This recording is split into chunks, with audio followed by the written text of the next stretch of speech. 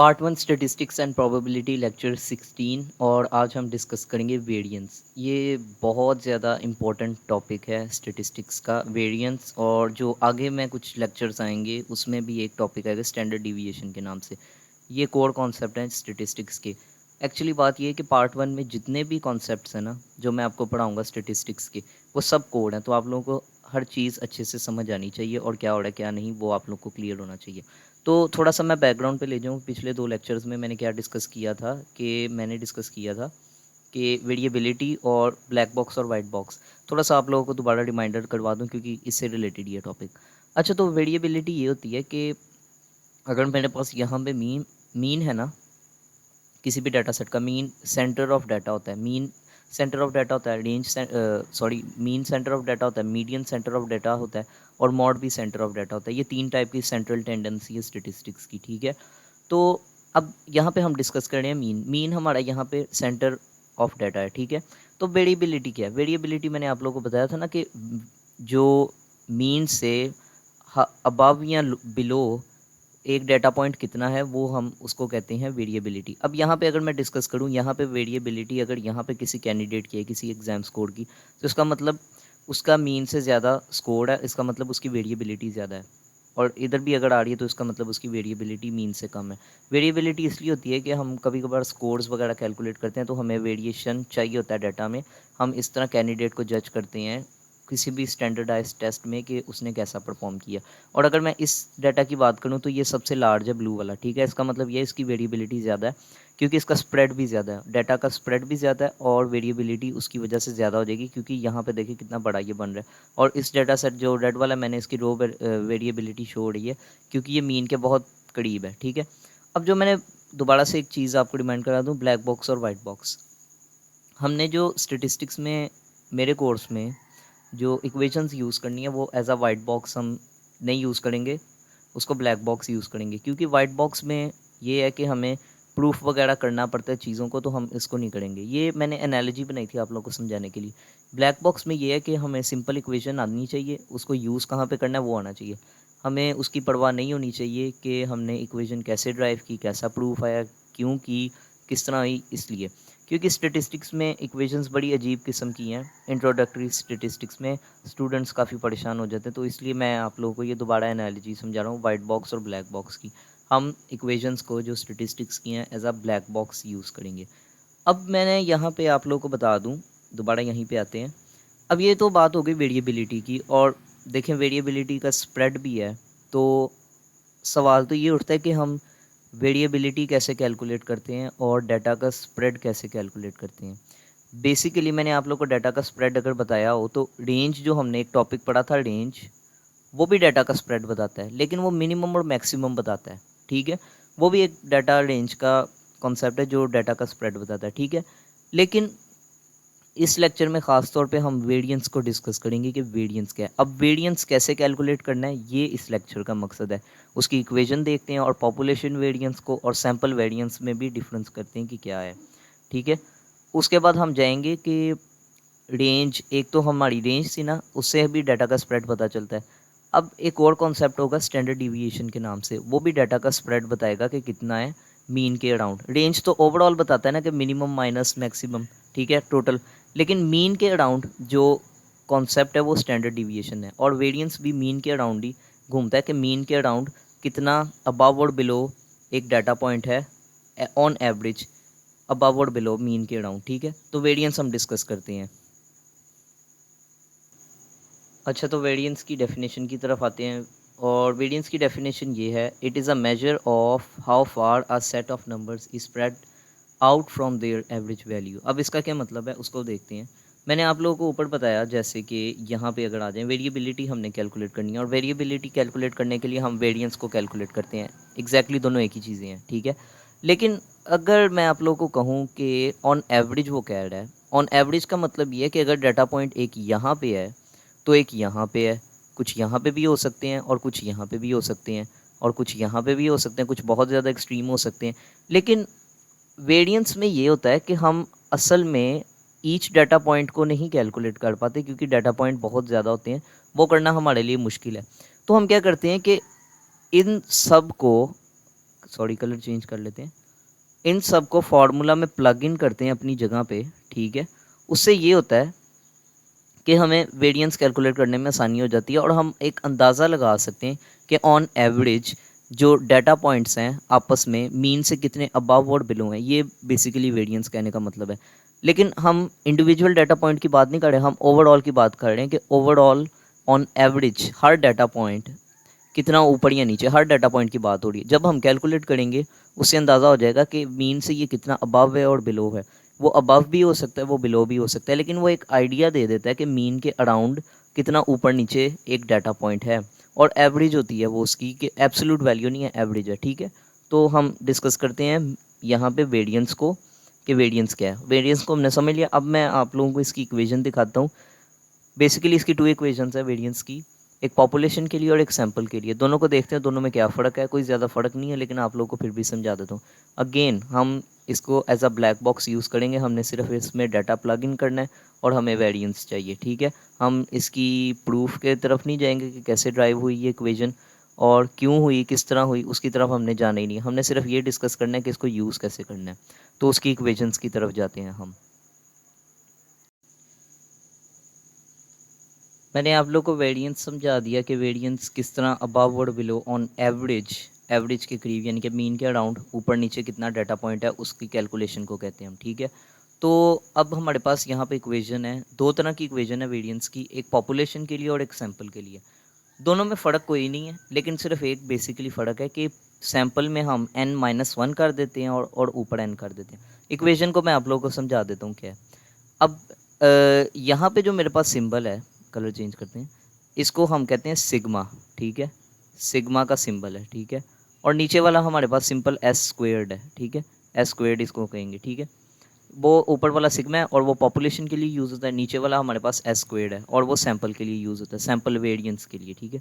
दूसरी तरफ आप देखते हैं राइट साइड की तरफ कि इक्वेशन का क्या मतलब है। अगर मैं यहाँ पे आप लोग को समझाऊँ, ये हमारे पास सम का सिंबल है, ठीक है। इक्वेशन मैं आप लोग को पहले समझा रहा हूँ क्योंकि आगे जाके प्रॉब्लम सॉल्व करनी है हमारे पास। ये हमारे पास इंडिविजुअल डाटा पॉइंट की जो हमारे पास वैल्यू है वो है, यानी कि हमारे पास डाटा सेट हो सकता है, उसमें काफ़ी वैल्यूज़ हो सकती हैं, तो ये वो है, ठीक है। और ये x1 इस इधर इंडेक्स में कर देता हूँ ताकि आपको x सब आई कर देता हूँ ताकि आप लोग को समझ आ जाए, ठीक है। मुख्तलिफ बुक्स में मुख्तलिफ किस्म से लिखा होता है, लेकिन इन दी एंड जब हम कैलकुलेशन करते हैं उसका मतलब सेम होता है। ये हमारे पास है पॉपुलेशन मीन। मैंने आप लोग को पॉपुलेशन मीन बताया था ना, पॉपुलेशन मीन और सैंपल मीन, ये उसका सिंबल है। तो ये पॉपुलेशन मीन है, ठीक है। और यहाँ पे इसको हमने स्क्वेयर्ड कर दिया उसका सम करके, यानी कि ये हो रहा है कि हमने पहला इंडिविजुअल पॉइंट लिया, उसके बीच में से माइनस पॉपुलेशन की और उसका स्क्वेयर कर दिया, ठीक है। अब इसको हमने सम करते रहना है। और नीचे क्या है, एन। एन हमारे पास क्या है, total overall numbers of data sets के पॉइंट्स जो हैं, यानी कि total number of data points, total number of data points, ठीक है। यानी कि डाटा सेट में कितनी भी वैल्यूज़ हो सकती हैं पॉपुलेशन के हिसाब से, तो वो तो करोड़ों के हिसाब से होंगी, तो इसलिए ये total number of data points हैं। नीचे वाली इक्वेशन सेम यही है। इसमें भी पहले क्या कहते हैं, हमारे पास इंडिविजुअल डाटा पॉइंट है, उसके बाद हमने एक्स सब आई किया जो कि है हमारे पास सैम्पल मीन, ठीक है। इधर मैं सैम्पल मीन लिख देता हूँ, बल्कि इसका कलर चेंज करके ही लिखते हैं, आसानी रहेगी आप लोगों को समझने में, सैम्पल वेरिएंस और पॉपुलेशन वेरिएंस की, ठीक है। तो यहाँ पे हमने कर दिया इसको सैम्पल मीन और उसके बाद ओवरऑल उसको n-1 कर दिया। n वही है total number of data points और उसमें से 1 माइनस कर दिया। अगेन आप लोग पूछेंगे कि n-1 क्यों है सैम्पल में। मैंने आप लोग को बताया था ना कि हम प्रूफ में नहीं जाएंगे, ऑलरेडी ये इस्टेब्लिश्ड होता है, प्रूव्ड होता है, इसलिए हम इसको नहीं करेंगे और इसकी डिटेल में नहीं जाएंगे, ठीक है। सैम्पल मीन के लिए ये यूज़ होता है, एक्स बार इसे कहते हैं, और ये n total number of data points है, total number of data points, ठीक है, डाटा पॉइंट्स। अब ये total number of data points है और उसमें से हमने n-1 कर दिया, ठीक है। और ऊपर हमने सम ही किया टोटल उसके इंडिविजुअल डाटा पॉइंट से माइनस करके मीन, और उसको स्क्वायर करके सम करते रहते हैं हम। अब यहाँ पे ये सवाल मैंने फिर आप लोग को बताया ना कि ये इक्वेशंस हैं, हम लोग इसके प्रूफ में नहीं जाएंगे और ये ऑलरेडी इस्टेब्लिश्ड है, पहले ही बहुत सारे लोगों ने इसकी टेस्टिंग और प्रूफ कर दिया हुआ है, तो हमें इसकी गहराई में जाने की ज़रूरत नहीं है। ये इंट्रोडक्टरी लेक्चर्स हैं, इसलिए हम इसको सिर्फ यूज़ करना सीखेंगे, इसकी प्रूफ की तरफ नहीं जाएंगे, क्योंकि हम मैथमेटिकल स्टेटिस्टिक्स नहीं कर रहे, हम इंट्रोडक्टरी स्टेटिस्टिक्स कर रहे हैं। तो पॉपुलेशन वेरिएंस और सैम्पल वेरिएंस के क्वेश्चन सॉल्व करते हैं, आप लोगों को और ज़्यादा क्लियरिटी हो जाएगी किस तरह हम इसको करते हैं। अगेन वेरिएंस बस एक तरीका है जिससे हम अंदाज़ा लगा सकते हैं कि डाटा पॉइंट का मीन से अबव और बिलो कितना फासला है, ठीक है। मिसाल के तौर पे वेरिएंस हमें ये बताता है कि मीन के अराउंड ऊपर नीचे कितना एक फासला है ऑन एवरेज, एक डाटा पॉइंट कितना ऊपर नीचे है मीन के अराउंड, ठीक है। बस ये इसका आइडिया लगाने का ये है कि वेरिएंस इस तरह कैलकुलेट करना है, वो आप लोगों को मैंने बता दिया इक्वेशन से। और आगे चल के इसके क्वेश्चंस को देखते हैं। अच्छा, तो क्वेश्चन की तरफ आ जाते हैं। अब वो कह रहा है कि फाइंड सैम्पल वेरिएंस, और डाटा सेट उसने हमें दिया और राइट साइड पे मेरे पास यहाँ पे सैम्पल वेरिएंस की इक्वेशन है। तो हम इक्वेशन में as a black box use करूँगा, यानी कि सिंपल डाटा प्लग इन करूँगा तो मुझे सैम्पल वेरिएंस आ जाएगा। मुझे इसको प्रूफ नहीं करना, मुझे इसकी डिटेल में नहीं जाना। इंट्रोडक्टरी लेक्चर्स में या इंट्रोडक्टरी स्टेटिस्टिक्स में हमें सिंपल इक्वेशन को यूज़ करना आना चाहिए। तो देखते हैं कि कैसे होता है। सबसे पहले अगर मैं इक्वेशन की तरफ यहाँ पे जाऊँ तो फाइंड करना है हमने n, ठीक है। n क्या है हमारे पास, नंबर ऑफ़ डाटा पॉइंट्स। तो n यहाँ पे फाइंड करते हैं, मैं इधर लिख लेता हूँ n। n फाइंड करने के लिए मुझे कैलकुलेट करना पड़ेगा कितने नंबर ऑफ़ डाटा पॉइंट है। अगर मैं यहाँ पे देखूँ 1 2 3 4 और 5, तो मेरे पास 5 बनता है n, ठीक है। इसको इरेज करता हूँ, ठीक है। अब चलते हैं उसके एक्स बार के ऊपर। एक्स बार क्या है हमारे पास, सैम्पल मीन। सैम्पल मीन मैंने आप लोगों को बताया था ना, छोटा हिस्सा होता है पॉपुलेशन का। अब अगर मैं इसको सम करूं तो उसको total number of data points के साथ डिवाइड करूं तो मेरे पास सैम्पल आ जाएगा, सैम्पल मीन आ जाएगा, ठीक है। तो उसकी तरफ जाते हैं, उसको देखते हैं कि कैसे करना है। तो यहाँ पे मैं इसको प्लग इन करता हूँ।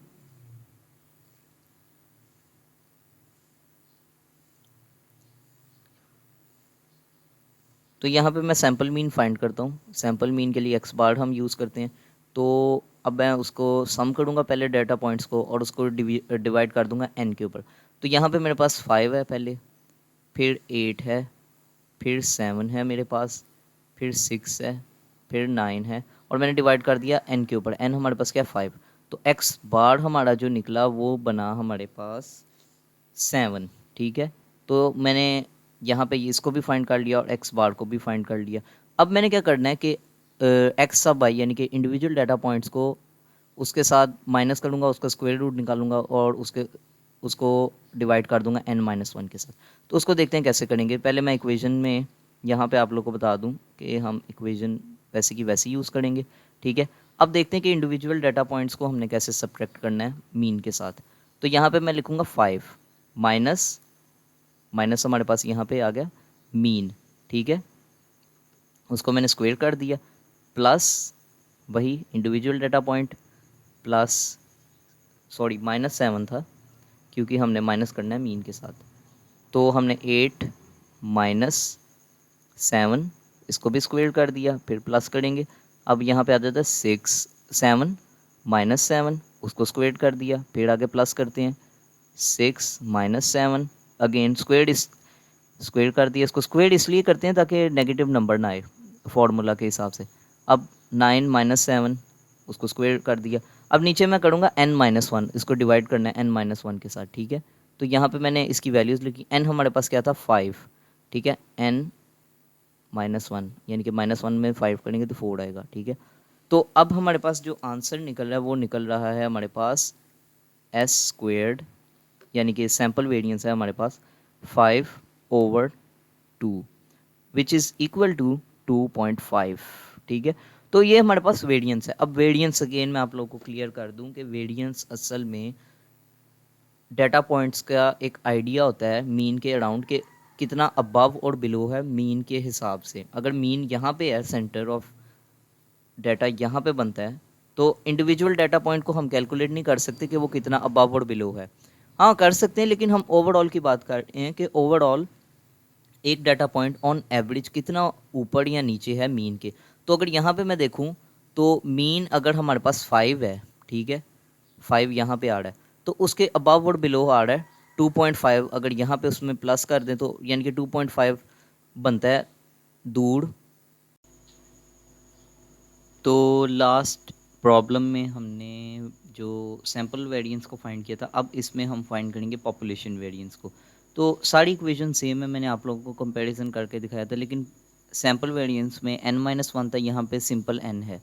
तो अब हम पहले क्या करेंगे, n की वैल्यू फाइंड करते हैं। तो n पहले फाइंड करते हैं, यहाँ पे n क्या है।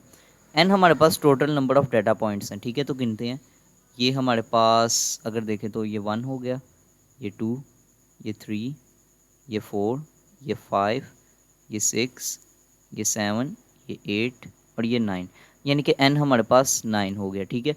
तो अब हमने क्या फाइंड करना है, म्यू। तो म्यू हमारे पास क्या होता है, हमारा पॉपुलेशन का मीन, ठीक है। तो म्यू फाइंड करते हैं, बल्कि इसका कलर चेंज करके मैं लिखता हूँ, आप लोगों को ज़्यादा अच्छा आइडिया हो जाएगा। तो म्यू जो है हमारे पास,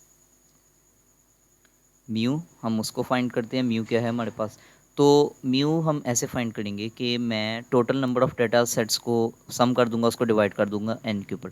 तो म्यू फाइंड करते हैं हम। म्यू के लिए हम करेंगे 8 + 12 + 10 + 12 4 + 13 + 5 + 17 + 10, और हमने इसको डिवाइड कर देना है n के ऊपर, जो कि हमारे पास है 9, ठीक है।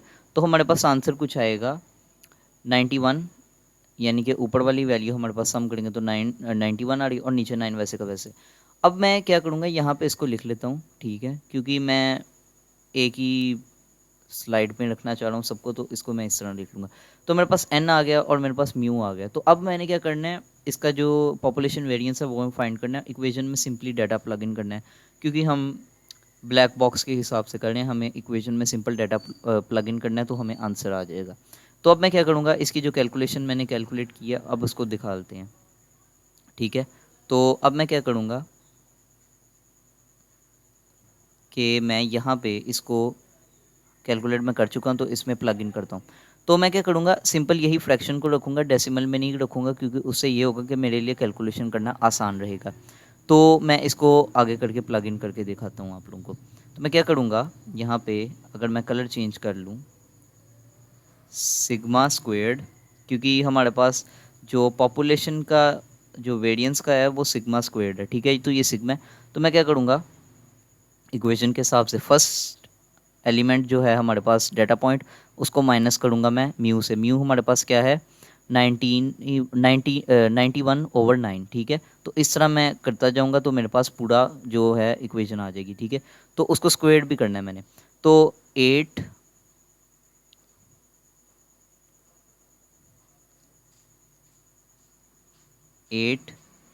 माइनस हमारे पास जो है 91/9, ठीक है, स्क्वेयर्ड, प्लस जो कि मेरे पास है 9, ठीक है, कैपिटल 9। और अगर मैं इसको नीचे लेके जाऊं वैल्यू को, तो अब अगर हम लोग देखें तो मेरे पास सारी इक्वेशन प्लग इन हो चुकी है। तो जो मेरे पास सिग्मा स्क्वेयर्ड आएगा ना, यहाँ पे देखें,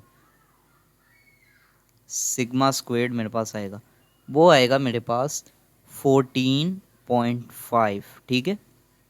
अब ये क्या कह रहा है, ये कह रहा है कि हमारे पास जो ऑन एवरेज डाटा पॉइंट है इस डाटा सेट का, वो मीन से अबव और बिलो इतना है ऑन एवरेज। यानी कि अगर मीन है ना, यहाँ पे एक नंबर लाइन से ड्रॉ करके दिखाता हूँ, तो ये मीन है सेंटर में।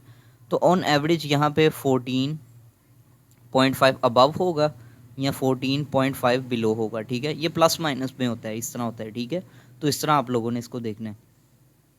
तो ये ऑन एवरेज बताता है, एब्सोल्यूट वैल्यू नहीं बताता कि इंडिविजुअल डाटा पॉइंट कहाँ पे है, लेकिन ये इंडिविजुअल डाटा पॉइंट का आइडिया दे देता है कि एक डाटा सेट कितना मीन से अबव और ऊपर है, एक अपना जो उसका एक इंडिविजुअल डाटा पॉइंट है। लेकिन ये एवरेजली बताता है, यानी कि उसका एवरेज ऑन एवरेज मीन से कितना अबव और बिलो एक डाटा पॉइंट है डाटा सेट में, ठीक है। तो पॉपुलेशन का वेरिएंस मैंने निकालना आप लोग को बता दिया, और सैंपल का जो वेरिएंस है वो भी निकालना बता दिया। और कैसे हमने इक्वेशन को यूज़ किया, यानी कि ब्लैक बॉक्स टाइप से हमने इसको यूज़ किया, क्योंकि हम लोगों ने इक्वेशन को ये नहीं देखना कि प्रूफ कैसे करना है या ड्राइव कैसे हुई, हम लोगों ने सिंपल डाटा प्लग इन करना है और आंसर निकालना है।